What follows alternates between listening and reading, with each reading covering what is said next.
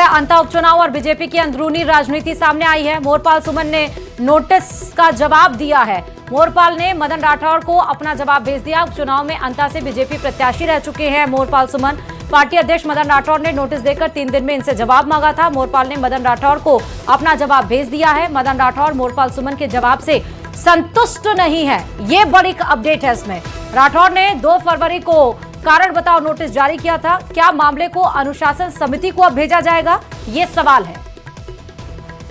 दरअसल पार्टी से इतर जाकर मोरपाल सुमन ने तमाम तरह के स्टेटमेंट दिए थे, जिन्हें 2-3 दिनों के लिए कारण बताओ नोटिस प्रदेशाध्यक्ष की तरफ से दिया गया था। मोरपाल सुमन ने उसका जवाब दिया है, लेकिन जो जवाब दिया है उससे असंतुष्ट नजर आ रहे हैं। अब सवाल ये कि क्या अनुशासन समिति को अब ये जो जवाब भेजा गया है, जिससे पार्टी अध्यक्ष मदन राठौर असंतुष्ट हैं, क्या अनुशासन समिति को यह भेजा जाएगा?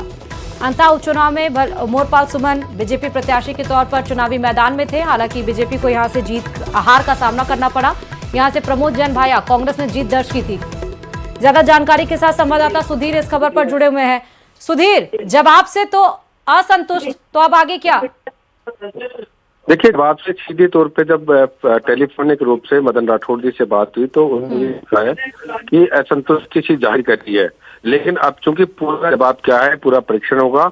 उस बीजेपी में ऐसे सीधे तौर पे किसी एक व्यक्ति का फैसला निर्णय के तौर पर लिखा तो जाता है, लेकिन वो सामूहिक निर्णय के तौर पे भी लिया जाता है। उस जवाब का परीक्षण किया जाएगा। परीक्षण के बाद संभव है कि उसको अनुशासन समिति के पास भी भेजे।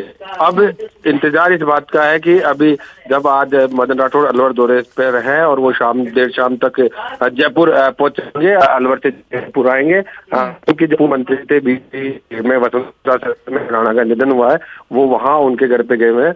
वो आज शाम तक पहुंचेंगे, तब स्थिति क्लियर होगी कि क्या इस मामले को अनुशासन समिति को भेजा जाएगा।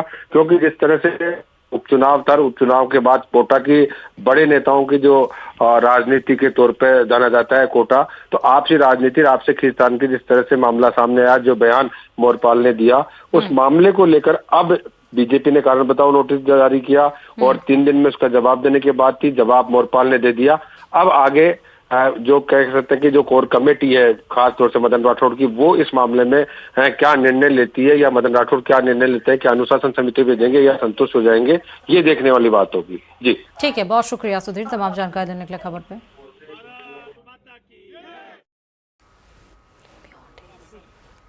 तो जिस तरह संवाददाता सुधीर ने बताया कि अभी फिलहाल इस पे पूरी प्रक्रिया आना बाकी है प्रदेश अध्यक्ष मदन राठौर की, लेकिन प्रथम दृष्टया जो जानकारी मिली वो यही कि जवाब से असंतुष्ट नजर आए।